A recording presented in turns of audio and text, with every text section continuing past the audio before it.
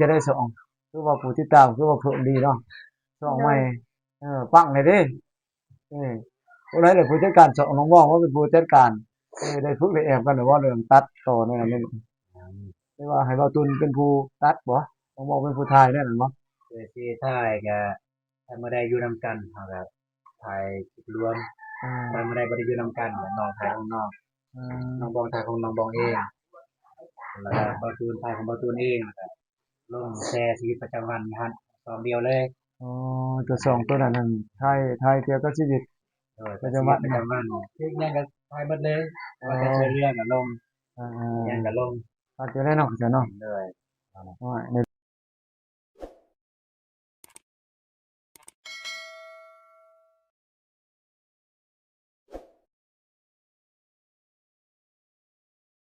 อ้ายมาอยู่บ้านเบาตุนมื้อนี้พี่น้องเอ้ยอ้าวกาแฟเพิ่นป๊าโถคักมากาแฟเพิ่นเฮ็ดโอ้เฮ็ดเป็นเรือนไว้สิพี่น้องเอ้ยนี่นี่สบายฝนตกก็บ่เปียกพี่น้องเอ้ยนี่สิแห้งแล้วก็พวกกาแฟเบาตุนเพิ่นของครอบครัวเบาตุนนั่นแหละพี่น้องเอ้ยเพิ่นก็อิ่วเองว่าจั่นนะเก็บแล้วก็เอามาสะสมแล้วก็มาอิ่วอาอิ่วแล้วก็เพื่อสิขายหมากหมากขาวเพิ่นเอิ้นโอเค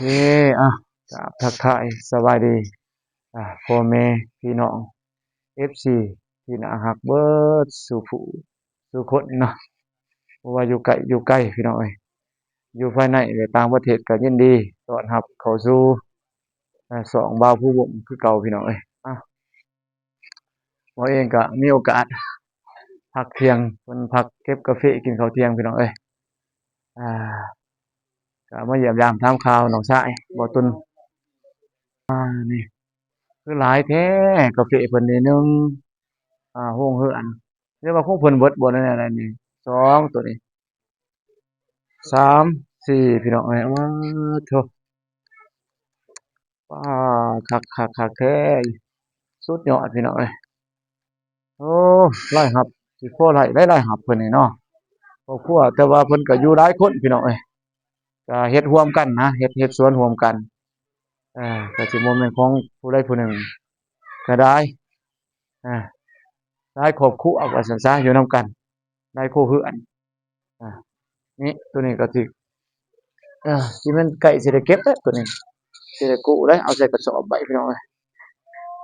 ดูงามปานหยังขาวจานพานเลยพี่น้องเอ้ยอะอานี่ว้าวเองก็เลยมาเยี่ยมยามครั้งแรกพี่น้องเอ้ยเพื่อนบ่าวตุลนี่ที่ว่าได้มาถ่ายคลิปก็แต่ว่ามาเล่นซื่อๆก็คือสิแม่นเทื่อที่2ที่3นี่แหละพี่น้องอาแต่ว่าสำหรับแต่ว่าบ่ได้ถ่ายให้พี่น้องเบิ่งอ่าอ้าวเพื่อนๆไปเล่นนำบ่าวตุลอาไปไหนนี่พี่น้องเอ้ยบ่าวตุลก็กำลังกินข้าวทำไมโดยสวัสดีบ่าวตุลสบายดีอากินข้าวเที่ยงบ่เลยอาหารเพิ่นนี่คักเลยพี่น้องเอ้ยอ้าวอันนี้มาตอนหน่อยหนึ่งพักเที่ยงพอดีกินน้ำต๊อกๆเป๊ปซี่บำรุงพี่น้องเอ้ยเออถ่ายคลิปนำบ่ด้วยน้องถ่ายแล้วเออๆนี่อยู่ไสล่ะสวนกาแฟนี่ตั้งนานใกล้ๆนี่บ่เลยโอ้พี่น้องเอ้ยนี่ใกล้ๆนี่ดอกสวนบ่าวตุลบ่ได้ไปไกลดอกเก็บง่ายอยู่ว่าซั่นเลยสบายว่าซั่นกว้างเติบบ่บ่าวตุลก็บ่ได้กวางนี่สวนบ่าวตุลข้ามทางไปนี่พี่น้องเอ้ยจะแม่นสวนเพิ่นโดดนี่ได้บ่เฮกตาร์หนึ่งรวมๆประมาณในการหนึ่งรวม แม่มีนรวมมีกาแฟด้วยบ่กาแฟเบิดสวนหรือว่าแม่นกาแฟเบิดเลยรวมในการหนึ่งกันมันบ่แม่นแต่ของบ่ตูนพอดีครับร่วมกันบ่นะแม่นเฮ็ดร่วมกันเนาะอารวมกันให้น้องงานแหละๆ5คนเอเนาะเจ้าก็สิแบ่งกันก็สิได้บ่หลายเนาะได้คนละน้อยหลายคนละคนละหนึ่งประมาณ1 ที่ดินเฮือน ก็สิพูดว่าเช้าบ่พูดว่าเช้าคูณเช้าเด้อเว้าเนาะตัวนั้นแหละ ประมาณนั้นก็แบ่งกันไปแต่ว่าเฮ็ดร่วมกันก่อนช่วงนี้ เด้อ เป็นดีอยู่บ่ล่ะหมากมัน เห็นแล้ว เจ้าหน่อยก็สิเข้าไปลองไปเบิ่งหมากกาแฟเพิ่นว่าเป็นจังไดน่ะมันแก่อ่ามันเก็บบ่ทันบ่ได้ใดเท่านี้ว้าโธ่กินหยังล่ะกินข้าวเพลนี่อืมคือว่าเอาเผ็ดเนี่ยของแซ่บเด้อนี่พี่น้องเพิ่นมักแต่ใดส้มตำสุกตำหมูเอาบ่คือเอิ้นตนี่ ำชื่อตำมี ตำนี่เนาะตำมีแต่ว่าเส้นรวมกันเด้อแม่นเนาะเนี่ยมันสิมีพวกอันนั้นมีไข่แหน่แล้วก็มีปลาทูเนาะ เอาเด้อ กินแบบบ้านๆเฮานี่แหละเนาะตอนคาบเช้านี่กินข้าวหวานๆแซ่บอยู่ดอกกินนี่เนาะมึงรสแล้วบ่จังไหวขอใส่ดอกน้ำใส่ เพิ่นเฮ็ดอย่าเพิ่นเฮ็ดเข้ามาน้ำนอง อาหารเพิ่นกินไปแบบบ้านๆเฮานี่แหละบ้านๆง่าย กินง่ายๆหากินง่ายเนาะๆโดย ตำเองบ่แนวใดการ์ตูนเดี๋ยวไปซื้อน้ำผ่านเปิดมาแล้วเพราะว่าบ่มีเวลาเนาะโดยเพราะว่าเก็บแล้วก็จนฮอดอยากกินข้าวซะจังบ่ขึ้นเนาะ อันนี้แบบมันเกินมาบ่แม่นว่ามันมาเก็บเพื่อได้ถ่ายคลิปนะตั้งมาเก็บแบบตั้งมาเก็บจริงๆจังๆเลย เก็บให้มันแดะเอาไว้ซะเพราะว่าอย่ามันโดนมันห่วงคลิปเนาะมันมาเก็บคน เพื่ออยากถ่ายแต่คลิปบ่แม่นแต่ว่าคันว่าบางๆแน่การเก็บนี่ก็ถ่ายหน่อยหนึงให้เบิ่งเนาะแค่นั้นบ่คือผลเพชรแท้ซั่นนี่แซ่บบ่นี่อาหารแบบนี้นี่น้องบ่มักเพิ่นล่ะมักบ่แบบนี้น้องบ่มักนี่เพิ่นมักกินแล้วเพิ่นว่าพี่น้องเอ้ยนี่เพชรแท้เลย เว้าเพชรแท้นี่แหละใส่ตัวนี้เข้าไปนี่น้องบ่สุดเลยเอาหาในเอาจอกกันนะกินกระเทียม ได้หลายปานใดล่ะได้จักสอบล่ะ อันนี้ใส่นี่ก็ได้ผมมานั่งเล่นกันนะ นี่ได้อยู่เบิ่งบ่ว่านี่คักแล้วมาเอาแล้วมัน มาจะได้ผม เอ้ยมาเยี่ยมมายามกันว่าว่าสิมาเก็บกาแฟเจ้าหน่อยเพราะคันว่ามันได้หลายก็สิมาซื้อเอาน้ำ ดีแล้วก็จะมาเก็บ ได้อยู่โอ้เพิ่นบ่อันนั้นเนาะส่วนได้แม่นเบิดบ่นี่บ่ตุนนี่บ่เจ้าบ่ตุนพี่น้อง อ้ายของบอตูนอันนี้ของอ้ายนั่นของอ้ายอันนี้ของแม่ของบอตูนนี่มันเดียวนี่ทานได้หน่อยแต่การตัวข้างๆมันของเรือนหลังบ้านของพ่อ เป็นเจ้าไผเจ้ามันเนาะ แม่น คือว่าของบ่ตุนเบิดนี่สมควรเด้เนาะ ของบอตูนเบิดเนี่ยโอ้ย แห้งแล้วบ่ตุน บอตูนบ่เฮ็ดคิดหยังดอกเฮ็ดแต่กาแฟอย่างเดียวเลย กินน้องวองอยู่ท่านอื่นพี่น้องเอ้ยทุกเอ้ย คือว่า จอกันนะ บ่โกบ่ได้มาบ่มื้อนี้ แม่นยังบ่ทันได้มาบ่เห็นติดต่อมาปกติเพิ่นจะว่างมาอยู่ ต้องใช้ค่าเวียกสิ เพิ่นข่าวอยู่ อย่ามาค่าเวียกเนี่ย เพิ่นเป็น เนี่ยคือว่าบ่เห็นกินตัวนี้ต้องบอก กินตัวนี้อิ่มแล้ว ตัวนี้เห็นกินทางบ่ บ่กินข้าวมื้อนี้พี่น้องเอ้ย บ่ต้องอายเด้อ กิน มา2เทื่อแล้วแล้ว เริ่มนึกว่าบ่ทันดึกบ่ทันดึกอาหารบ่ทันดึกสถานที่กินอาหารนอกบ้านเนี่ย อย่างนี้ก็การเกรงใจบ่กินให้อิ่มมาแล้วเนาะบ่ตุนเนาะเดี๋ยวเฮากินอยู่เพื่อนเฮานี่แหละเป็นกันเองสบาย บ่ต้องอายแล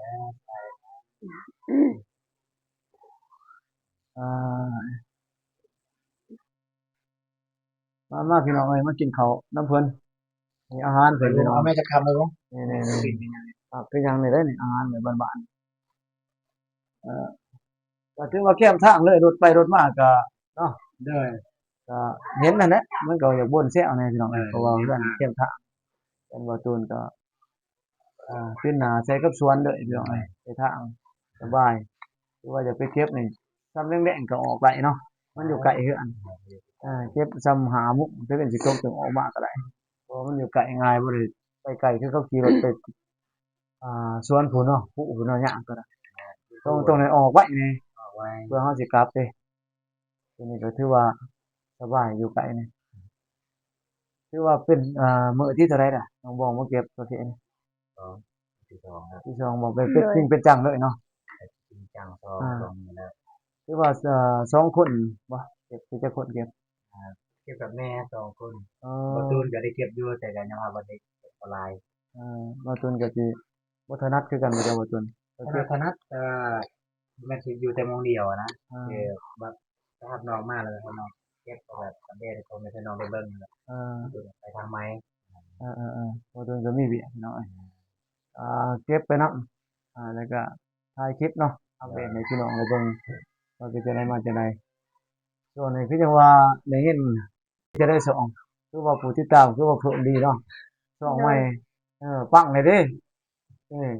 ผู้ใดได้ผู้จัดการสองน้องมองว่าเป็นผู้จัดการได้ฝึกได้แอบกันว่าเรื่องตัดต่อเนี่ยนี่ไม่ว่าให้เว้าตุนเป็นผู้ตัดบ่น้องมองเป็นผู้ถ่ายนั่นบ่ คือที่ถ่ายก็ถ้าบ่ได้อยู่นำกันเฮาก็ถ่ายคลิปรวมถ้าบ่ได้อยู่นำกันก็น้องถ่ายของน้องน้องบองถ่ายของน้องบองเองแล้วก็บ่ตูนถ่ายของบ่ตูนเองแล้วก็ลงแชร์ชีวิตประจำวันนี่ฮะตอนเดียวเลย อ๋อตัวสองตัวนั้นนั่นถ่ายเกี่ยวกับชีวิต ประจำวันคือยังก็ถ่ายเบิดเลยว่าจะช่วยเรื่องก็ลง อ่า ยังก็ลง อาจจะได้เนาะจ้ะเนาะ เลย ว่าในทางนั้นเว้ยคือว่ายอดผู้ติดตามคือว่าผ่านน่ะสิ ผู้ติดตามผ่านแล้ว ได้เท่าไหร่ล่ะผู้ติดตามขึ้นไว้ได้ 2,000กว่า แน่2หมดได้2,000กว่าพี่น้องเอ้ยถือว่าเพิ่นก็สนับสนุนเต็มที่แล้ว ต้องเข้าใจแล้วแต่ เขาเองก็ว่าบ้าเห็นเพิ่นโผล่ขึ้นมาว่าเองก็แซ่ไปอยู่หั่นว่าคือจะได้มาเบิ่งมื้อชั่วโมงเด้ชั่วโมงไปจักชั่วโมงเนี่ยยังบ่ทันได้มันยังบ่ทันได้ประเมิน อ่า ยังชั่วโมงที่เรา อ่า เพราะว่าคลิปลงแล้วคลิปสั้นเด้แต่ว่ามีปัญหาหน่อยนึง นั่น เวลาลงคลิปยาวมันบ่ได้ต้องให้ยืนยันเบอร์ให้เพิ่น ๆ บอก แม่นๆๆคือกัน แก้ คือ ไข กัน แก้ไขได้ได นี่จะเอาเบอร์เลยมาไปซื้อเบอร์นำเขา จะซื้อเบอร์ แม่นซื้อ ซื้อเบอร์ได้ แม่นไล่แน่นอนตัวนั้นยืนยันเบอร์เข้าไป ยืนยันเบอร์ แม่น เอา เอา ที่ยังบ่ทันได้ใช้เนาะ แม่นเบอร์ซื้อใหม่เบอร์เก่าก็ได้แต่ว่าเบอร์ที่บ่เคยเฮ็ด YouTube มาก่อนหั่นน่ะมันสิระบุเกาะกันระหว่างที่อยู่อีเมลกับเบอร์มันเป็น2ชั้น ป้องเขาเอิ้นว่ายืนยันตัวตนสองสัตว์นี่ให้มันปลอดภัยขึ้นนี่เวลาเขาสิแฮ็กข้อมูลเฮานะเข้าไปในอีเมลไล่ฮู้รหัสเฮาสมมุติว่าเขาแฮ็กไปแล้วต้องได้ไปผ่านเบอร์อีกเบอร์แล้วมันก็สิส่งรหัสเตือนมาให้เฮาว่าเฮาเป็นผู้ใช้แท้บ่คันเฮาบ่กดว่าบ่แม่นหรือว่ากฎหมายเด็กอยู่หั่นผู้เข้าจอระบบบ่ล่ะตัวนี้ปลอดภัยเขาบอกเรื่องความปลอดภัยกัน อ๋อเข้าใจแล้วเพิ่นมันจะลงคลิปยาวบ่ได้ปัญ กิน หา ยาบ่ได้เดี๋ยวจะ15นาทีได้ แม่นอันยังลงหลายตัวนั้นคือว่าต้องได้ไปยืนยันเบอร์ไปซื้อเบอร์อยู่ในเมืองเฮานี่แหละเบอร์ ETL เบอร์ดัก2แล้วดักอื่นบ่ได้เลย ถือว่าดีอยู่นี่ ยอดเยอะเป็นนั่นน่ะ ลง2คลิปนะนั่นแหละ 2,000ปลายจังหวัด3,000น่ะได้ โอ้ถือว่าสุดยอดได้ผู้เบิ่งนี่ก็นี่แหละถือว่าเป็นทางเลือกใหม่เนาะช่องทางแต่ว่าช่องเก่ามันมีปัญหาเนาะมันมีปัญหาขัดข้องแล้วมันเขาบล็อกเขายังมันปลิวเนาะก็ผู้ใดติดตามตัวนี้ได้พี่น้องนี่ช่องตัวนี้เด้อนี่สิได้เห็นเพิ่นอยู่ในช่องตัวนี้ซ้ำห้องไว้เนาะเพื่อฉุกเฉินตัวนี้อุดหนุนเพิ่นนี่ชั่วโมงให้ผ่านไม่ไหวเพิ่นน้องบ้องนี่สร้างได้ก็เนาะผู้ใดมีได้รับทุนนี่แหละนี่อยู่บ่กุ๊กกิ๊กค่ะ มันยังก็ผิด เอาเรื่องแสดงกุ๊กกิ๊กเดียวบ่ บ่มี เรามีแต่บองตูน บ้องแล้วก็ตูนเด้อเนาะ เลย ชาแนลอีหยังก็บ่มีบ่ ยังบ่มี ใส่แต่บ้องตูนอย่างเดียวเนาะสบายดีแม่โอ้ได้กาแฟร้านนี่ม่วนเนาะ หลายของเขาเลยหันก็แบบ บ่แม่นบ่คือว่าของถ้าแม่เบิดบ่ เอา แม่น ลูกไผ่ เออสำหรับของถ้าแม่เบิดโธ่เป็นเฒ่าแก่เด้ด้วยเด้ เรี เนี่ย ยนของแม่น่ะเดียว น้อยเนี่ยตัวนั้นบ่เออเป็นจังได๋ลูกไผมาซอยว่าที่ลูกไผเจ้า บ่แม่นลูกไผ่ เดี๋ยว เอาบ่เคยบอกลูกไผ่ แน่ใดเพิ่นเอิ้นแน่ใด เอากันกันแล้ว ถึงเอิ้นบ่ บัน เขาหยอกซื่อๆเฒ่าหยอกหมายความว่าเป็นนี่บ่เว้าในนามว่าว่าที่เพิ่นแต่ว่าบ่ทันเอากันแบบ เป็นแพทย์เป็นลูกเป็นหลานเนาะฮักแพงเป็นลูกเป็นหลานก่อนเนาะ ตายเก็บเป็นแบบลูกไผ่ มันสิผิดเนาะเฒ่าเนาะลูกหลานเพิ่นมาเยี่ยมยามว่าจังซะเออกินแล้วบ่เข้า แต่ นี่พี่น้องเอ้ยแม่เบาตูนนี่สวัสดีเกาะแม่เบาตูนนี่คือมืดแท้เขาไปได้เขามองว่ามันมืดโพดเขานี่ล่ะพี่น้องเอ้ยคือกันเด้ก็เบาตูนเนาะนี่ล่ะ เจอกัน เนี่ยจะคล้ายคือกันเบิดเลย มันยังนมเฮาเท่าเลย แม่นคือกันน่ะมีเบาตูนแล้วก็ผู้ใดน้องสาวก็คือกับเบาตูนเนาะผู้เอาอีหยังสร้างครอบครัวอยู่บ้านต้นสะนี่ผู้นั้นคือหั่นแหละ คือ คือกันเบิ่งแบบมันหน้าแววตาเนาะเอาเบิ่งออกแล้วนะเบิ่งว่า เอาเบิ่งป้า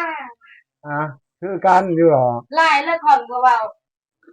นางเพิ่นหั่นก็ว่าแป๊บเดียวกับประตูเอาว่าเอาลูกเพิ่นเอาเบิ่งป้า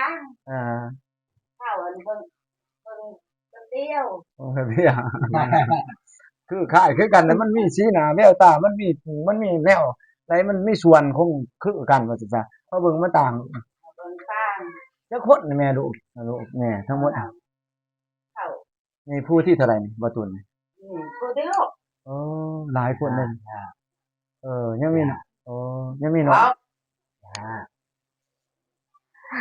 ซองอ้ายซองเด้ ครับอัน3อ้ายทางเบิ่ง มั้งนี่พี่น้องให้เพิ่นเว้านี่ หมามันไปเยอะเด้อ อ่า นี่แบบเป็นใหญ่ เขาบ่นับดอกผู้เสียที่ตายไม่ใช่นับนับบ่ผู้ตาย นับเด้อเด้อนับรวมเบิด บ่ บ่แล้ว นับในลูกเราใน12คน เขาว่านับเบิดเนาะ 12คน โอ้หลายได้สนุกทำไม ตัวแสน3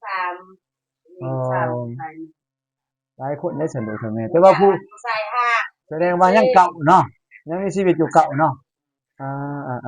อยู่นำกันไปสร้างครอบครัวจักคนน่ะ สาม คือว่าการก็มาเฮ็ดหัวเฮ็ดสวนนำกันคือทำไมอยู่นี่เนาะ เฮ็ดส่วนไทยมัน สวนไฟมันนะ นี่ส่วนแม่ จ้ะ ไทยมัน เพิ่นก็ถือว่ายังอยู่นำกันอยู่นี่เนาะ บ่ได้ขึ้นไม่ขึ้นเกิดลงอยู่กัน แต่ว่าหวยมันก็บ่ง่ายเนาะ เด้อ ถ้าสิได้เงินมาเฮ็ดเรือนนะหลังหนึงนี่ก็บ่ง่ายเนาะบ่ตูนเนาะก็ถือว่าน้องบ้องก็โชคดีแล้วได้เรือนซำนั้นเนาะได้เรือนถ้าสิได้ซำนั้นคือบ่ง่ายได้แม่เฮ็ดเรือนหลังหนึงขึ้นมาอันคือนี่แหละบ่าววกเองคือกันแหละเนาะบ่ตูนเนาะก็เฮ็ดเรือนคือเห็นนั่นแหละ FC ก็สิเห็นเนาะบ่เตียงแล้วก็เคยถ่ายไปอยู่ยังน้อยๆเป็นอันนี้ไปบ่ได้ใช้เรือนน้องบ้องซั่นเนาะเรือนบ่าววกก็ได้เพราะว่ามันก็ใช้งบมันแหละใช้เงินซ้ำนั้นก็เบิดหลายเติบแบบว่าซั่นซะเอาเงินบ่หลายก็คอยเฮ็ดไปสะสมไปเรื่อยๆนะเขาว่าน้องบ้องมีรายได้แล้วก็บ่ทุนรวมกันก็แค่แน่เด้เนาะบ่ทุนเนาะคอยเก็บคอยออมไป2คนหาก็สิได้เพิ่มขึ้นอีกถ้าบ่นี่ก็เมียนติอย่ามันน่ะยังบ่ได้เด้ อ้ายเด้ไปเก็บเรียนเท่าใดละ ไหลน้อยเดียวเท่านั้นดอกเท่าใดล่ะ กันนะเดียว น้อยเดียวเท่าเอ้ยมันไหล10ละเหรียญ2เหรียญไปดอกบ่ทุนเอ้ย โซนนั่นแหละ แต่มันบ่ได้หลวงหลายดอกแต่ว่าเฮ็ดไปใกล้มักใช้บุญเฮาซื่อๆเนาะเฮ็ดสร้างบุญนำกันซื่อๆเนี่ยเฮ็ดบุญให้กุศลนี่บ่ทุนก็สิได้แหน่จักหน่อยหลายกว่าบ่วกแม่เพิ่นก็ตามความขยันของเพิ่นนั่นแหละเพิ่นก็เฮ็ดก็ FC ก็อุดหนุนสนับสนุนเพิ่นเบิ่งคลิปแต่ต้นจนจบได้ก็บ่ข้ามโฆษณาเนาะก็พอได้เล็กๆน้อยๆบ่ได้จุนเจือบ่ได้ซื้อนี่แหละข้าวปลาอาหารน้ำมันต์น้ำมันเนาะวัดโทรศัพท์เรือก็บ่ได้เก็บไว้เล็กๆน้อยๆเนาะบ่ทุนเนาะ แน่แหละเบาทุนแล้วก็หูจักเก็บเงินก็สิแค่แน่บ่ล้นดอกพี่น้องเอ้ย เก็บเงิน มันก็บ่ได้ใช้อิหยังหลงหลายบ่ได้สะสมไว้มีเงินเป็นก้อนหนึงก็แค่แน่ทำไมเนาะบางทีก็มีก็พอได้ลงก็บ่ได้ลงเรือนก็เฮาก็มีเงินแน่เนาะก็แล้วบ่วางอีแม่ไปอีก เมื่อใดน่ะมันได้เงินนะ จังไว้นี่ แบบนี้ สู้ไปหั่นแหละแม่เอ้ยสู้ไปจะได้ละแต่ว่าก็ดีแล้วเห็นคือเบาทุนเฮ็ดซำนี้บ่เทียบใส่นะเบาทุนเนาะคนที่ว่ารุ่นราวคราวเดียวอายุซำเบาทุนนี่นะเขาก็บ่ทันมีหยังก็หลายเนาะเบาทุนเนาะบ่ทันมีได้หลายหยังแต่ว่าเขากันผู้ใดมีหัวมีสวนหลายแหน่ก็พอได้กิน ใช้ได้บ่ตุนสิมอบดินให้ตัวนี้บ่เอา มันเจ้าตัวนี้ เอนี่แต่สิให้เฮ็ดเฮือนอยู่นี่บ่เฒ่าบ่ตุนนี่ จ้ะ ได้เป็นอยากได้มันได้ อยู่คนใดอยู่คนตัวเด็ดอยู่ประมาณประตูยังจะเด็ดในซองของประตู มีอีกบ่ตอนหนึงอยู่พุ่นบ่ เป็นตอนเดียวเลยแหละ โอ้มันยาวไปพุ่นเลยเนาะ แม่นเอาตัวหน้าทางตามแปลง ดีเลยว่ะนี่อ่าสิได้แม่เอ้ยมาเยี่ยมมายามกันหน้าไม้น้องฮักแพงนี่แหละคือเบาตูนกับน้องบองนี่ก็ไปเห็นมาไปมาหาสู่กันเรื่อยๆเนาะ เลย ถามไทยกันเป็นจังไดล่ะมาจังไดก็อ่าเพิ่นก็จังซี่แหละมาช่วยมาเหลือเรียกก็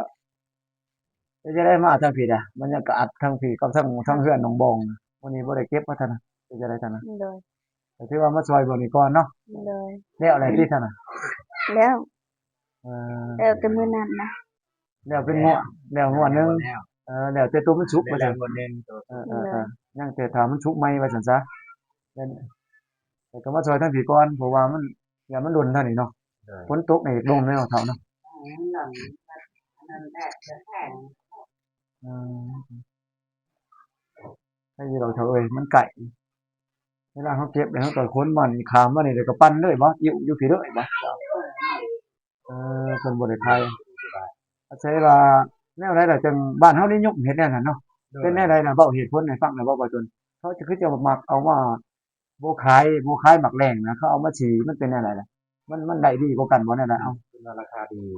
เพราะว่า หนึ่งราคาดีสองได้เงินบาทเดียว บักข้าวหันเพราะว่าโลเท่าแปด มันได้ราคาดีกว่าเนาะเอาเนาะแล้วก็เฮาก็ได้เงินเป็นเก็บเป็นก้อนบ่คล้ายๆบ่ได้เนาะ โดยได้เก็บได้หักเงินเป็นก้อนนะการขายมะพร้าวเนี่ยได้หักเงินเป็นก้อนเลยบาทเดียวการขายมากแดงแต่ละมือมันได้มาที่500,000มันจะได้อยู่แต่ว่า ใส่ไปนักบ่ ใส่ไปนำไปเลย มันสิบ่เห็นเงินเนาะ งานบ่เห็นเงิน เบิดกาแฟก็เบิดเงินว่าซั่นว่าประมาณนั้นเนาะอดเอาก่อนมีแต่ว่าถ้ามันสะสมได้ก็ไปขายบาทเดียวก็พอได้เห็นเงินเป็นก้อนก็จะเฮ็ดหันเฮ็ดนี่ได้เนาะ มันได้เงินเป็นก้อนเราสามารถไปลงทุนอย่างได้อย่างนะที่คนที่เขามี ประมาณนั้นแหละพี่น้องเอ้ยเพราะว่าบางทีที่ว่าอาชีพหลักๆก็เฮ็ดแต่จังซั่นเนาะบ่ทุนเนาะ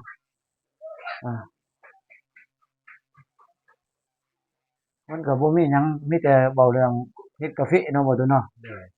มีแต่เฮ็ดการผลิตเป็นหลักพี่น้องเอ้ยถ้าว่าเฮาบ่เอ่อประหยัดว่าซั่นซะเก็บสะสมเนาะ เลย จังสิพอได้ใช้พอได้เฮ็ดลงทุนต่อยอดว่าซั่นซะคือบ่ตุนบอกว่าแหละคำว่าขายทุกมื้อนี่ก็ได้ทุกมื้อก็มันก็ออกทุกมื้อเนาะตัวนั้นแหละปัญหามัน มันก็เบิดไปนำ เบิดไปนำ ได้ไปนำเบิดไปนำอย่า อ่บางเทื่อก็ตัวนี้ก็สิว่าได้เวลาเฮาขายมันก็สิพอได้หลายๆกว่าอีกเล็กๆน้อยๆแม่นบ่ บางทีหลายๆตัวจะมานึง เอ่อ มันผสมกับที่เฮาเฮ็ดรายตอน แต่ว่าตัวนี้ต้องอดต้องเมื่อยแน่เนาะ ง่ายได้ตอนเช้าตื่นเช้ามาเนี่ยก็ดิวแล้วเอาไปล้างอยู่ห้วย อ้าวแนวนั้นบ่ตุนอันยายบ่ตุนเว้าขั้นตอนมันเป็นจังได๋เวลาเฮาเฮ็ดนี่ได้มักแรงมันเฮาเฮ็ดจังได๋ล่ะ ได้มือแดงมากเลยบ่ได้ไปสอบเนาะได้มือแดงมาปุ๊บก็ไปอิ่ว ไปอิ่วเอาในมา เอาอยู่อันนั้น แม่นเพื่อเอาในมา เออ แล้วก็เอาไปล้าง ยังล้างอีกบ่ ล้างออกแล้วเหงือกมันเด้ โอ้คิดว่าเฮาตากเลยมันเป็นจังได๋มันบ่ ลา งัก กเลยมันจะติดกันบ่แล้วแห้งยากแล้วมันติดกันบ่กัน โอ้เวลามันติดกันเนาะมันก็สิมันบ่งักสิ มั แม่ น น บ่ บ่ งามกาแฟบ่งามแล้วมันไม่เมือกอะนะ เออมันไปล้างแล้วเมือกเอาเมือกออกแล้วมันงามเลยราคาที่ไปตามคุณภาพของกาแฟ ตัวนั้นเนาะสาเหตุที่ว่าเฉพาะว่าเห็นเขาเอาลงไปพุ่นไปบนไปล้างอยู่พุ่นบ่ ด้วยนั่นแหละอยู่ อยู่ห้วยน้อยว่าก็คิดว่ามันสิง่ายเฮาอันนั้นอิ่วแล้วก็สาดน้ำใส่เด็กน้อยแล้วก็ตากเลยคิดว่าบ่แม่นเด้อจ้ะ ล้างเนี่ยบ่ได้ล้างธรรมดาได้ล้างตรงแบบ ทุกข้างในเอาจนเมื่อออกมันเบิดมันบ่ ทูกันในเมือกออกหมดเอามาใส่กระสอบ แล้วก็จะเอามาตากซักออกโอ้เฉพาะเวลาเฮาไปจับเดี๋ยวมันเป็นหน่วยไปหน่วยมันเนาะหน่วยไปหน่วยมัน มันบ่ได้ติดกันเด้ มันสิงามคือว่ามันได้คุณภาพเนาะราคาก็สิดีกว่ากันเฮ็ดมันยุ่งมันยากก็ราคาถูกอีก ให้มันอยู่มาอย่างราคาก็สิคือมูสิติบ่ได้กาแฟบ่ได้กาแฟบ่งาม เอาก็ ค่าบ่ดี เอาก็บ่ได้เงินอีกเงินแทนที่เฮาสิได้หลายพอได้น้อยลงมาอีกเนาะเท่านั้นแหละสมว่าเฮามันต้องการเฮ็ดให้มันคักเนาะบ่ตุนเนาะเอาเด้อพี่น้องเอ้ยกินตัวนี้เป๊ปซี่เป๊ปซี่ใส่ให้น้องบองเอาให้น้องบองดิ นี่ โอ้เพิ่นเอาตัวนั้นบ่ โดย เออเพิ่นกินตัวนั้นคือกันแหละแบบเดียวกันกับตัวนี้แหละเนี่ยตัวนี้เป๊ปซี่ตัวนี้นี่มีรุ่นโชคได้บ่ตุนสิมึงไหมเขาว่าได้เงินได้ มีรินดา ร้องไขฟ้าได้เขาได้แล้ว5แส ฟาน ร์มกันรุ่นเดียวอะ รุ่นนี้เขาว่าสามารถรุ่นโชค บ ได้ ริ แค่ ษัทบริษัทเดียว แม่นรุ่นโชคมันจะก็ได้เงินได้ฮอดค่ำเอาบ่ตั้งแต่โชคมา เด้ แก้หมดเลยบ่ แล้ว แก้ทั้งในพุ่นใดเขาเอาทั้งในพุ่นใดมันมีให้แก้ฟ้าตัวนั้นออก ส่งทางใดล่ะส่ง ส่งอันนั้นเด้ตัวแทนจำหน่ายเขาบริษัทในเมืองอันนี้เพราะแต่เฮาถือนะเขาหาจ่ายโดด ไปเอาไฟล์นี่ไปส่งนี่บ่ แม่นเขาตัวขายเขาแนะนำมาคันแต่ถือไปเอาโลดเขาว่าเขาก็บ่เคยถือจักเทื่อ เขาเคยได้แล้วแต่ว่าได้ผู้หาแสนผู้ล้านน่ะนะ อย่างหนึงในบ้านมีคนหนึงที่ถือกัน เออ อย่างอยู่ประเทศลาวมีคนผลิตในโลกนี้ปลา เขี เดี ยน ยว เขียนว่าจะได้แหละบ่ได้เขียนหยังบ่ เขียนทางไหน ส่งรหัสคุณสุพุ่นว่าโอ้แสดงว่าบ่ทันได้เด้นี่ เพิ่นให้ส่งไปทางไหน นี่พี่น้องเอ้ยนี่มันจะมีรหัสคุณสุเป็นนี่บ่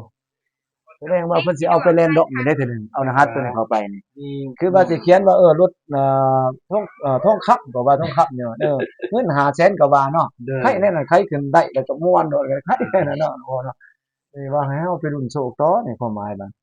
นี่ไปส่งรหัสไปสิเฮาก็บ่เข้าบ่ถึงตัวนั้นติ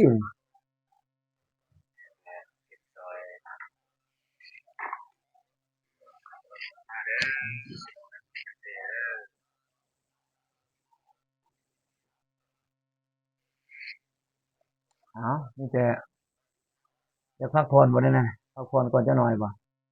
พักจักสิเด้อบ่ได้ว่าน้องบ่อยากพักก่อนเที่ยงก่อนหยัง งานนี่แหละไปนอกเป็นตอน เออ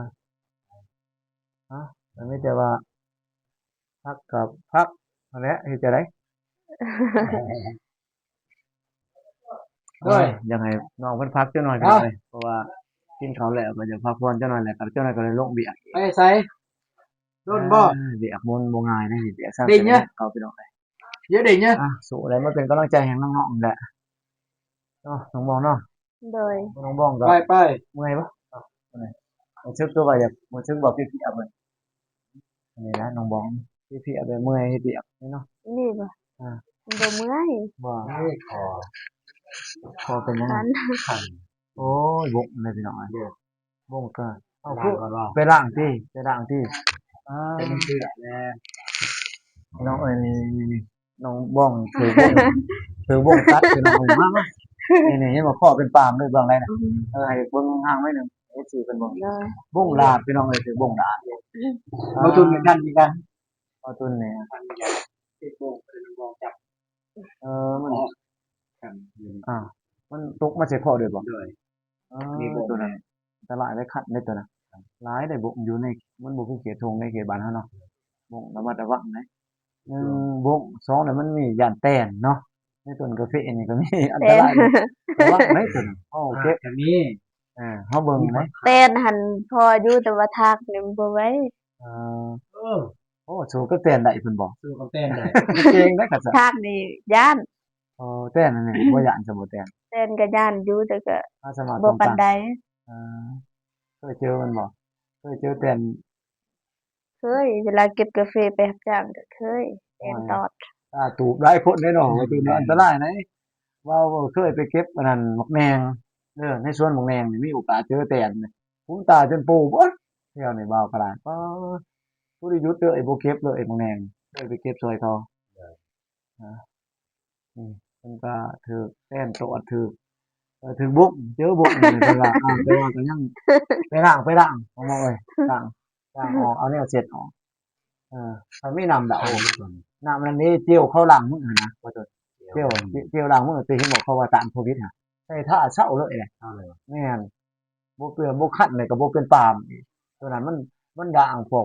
มันเป็นอิหยังคือกันว่าคนมันเนาะคนหั่นแหละมันผ่านคันมาตอนนี้เห็นบ่ บ่ถูกคนบ่ง บ่ปานใด โอ้ยบ่ คั ปาน น เด้บ่ปานจะได้เข้าใช่บ่ไปล้างแก้เสือตัวนี้ออกก่อนนะแก้เสือตัวนี้ออกก่อนไปล้างก่อนอนามัยออกก่อน ทีมเลยนะเสียนุ่มเสีย อ่า อะไร เด้อผมเสือใหม่ เมื่อเป็น จะไป งา คั น ดอยู่หั่นเบิ่นบ่ดี เป็นทีมมันจะไปอยู่นี่ได้ แดงเบิ่นนี่ข้อบนนี่ก็แดงคือว่าบ่คันจังได๋เฮ็ดหาวิธีแก้ไขบ่ตูนนี่เอาช่วยกันเบิ่งแนวใดล่ะ มันจะเปลี่ยนเสื้อนั่น เปลี่ยนด่างออกก่อนมันอยู่มันอันนั้นได้กับมือเฮาเวลาเฮาเก่านี่เดี๋ยวมันติดในมือเฮาไปเก่าจับบนไม้คั่นไปเรื่อยได้เอาขนมันน้อยๆเด้มันติดในมือเฮานะตัวนั้นได้วิธีแก้มันไปเก่าจนฮอดค่ำนี่บ่ไหวเด้อบ่ตูนเอ้ยทรมานน้องบ่ได้ทนก็ทนได้ทนแนวอื่นใครเราไปทนก็บ่เนาะซ้ำฝนตกเฮาตากก็ยังมันหนาวไปแค่นี้ช่วยเข้าห่มเขายังเจอบกนั้นสิเข้าจะได้ดอกมันเอาเด้ออยู่มื้อสิไปเก็บก็บ่มีมื้อนึงมันจักสิเก็บมันจักสิเก่าเฮ็ดจะได้ดอกบัดนี้หรือว่าจะ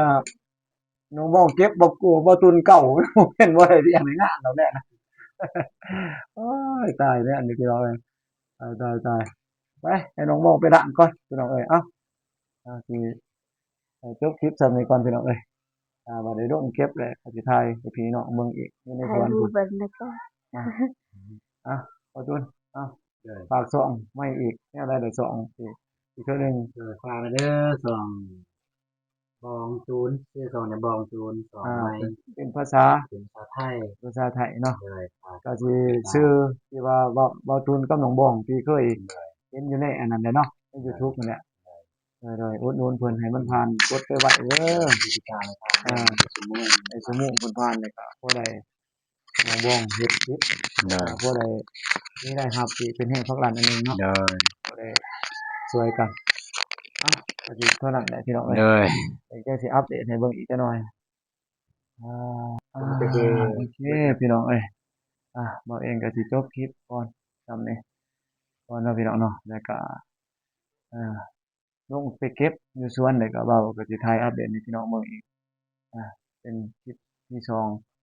บ่าวเองก็ขอขอบคุณขอบคุณเนาะขอบคุณขอบใจ FC ที่เข้ามาเบิ่งมาชมคลิปของบ่าวผู้วงchannel ก็ขอให้ทุกคนมีสุขภาพแข็งแรงแข็งแรงปราศจากโรคภัยไข้เจ็บเนาะจับด้วยกันเมื่อทุกคนไปใส่มาใส่ก็ปลอดภัยเนาะพี่น้องเนาะแล้วก็ทุกคนก็ร่ำรวยเป็นเศรษฐีมหาเศรษฐีกันเบิดทุกคนบ่าวเองก็สิจบคลิปก่อนพี่น้องเอ้ยขอบใจได้พี่น้อง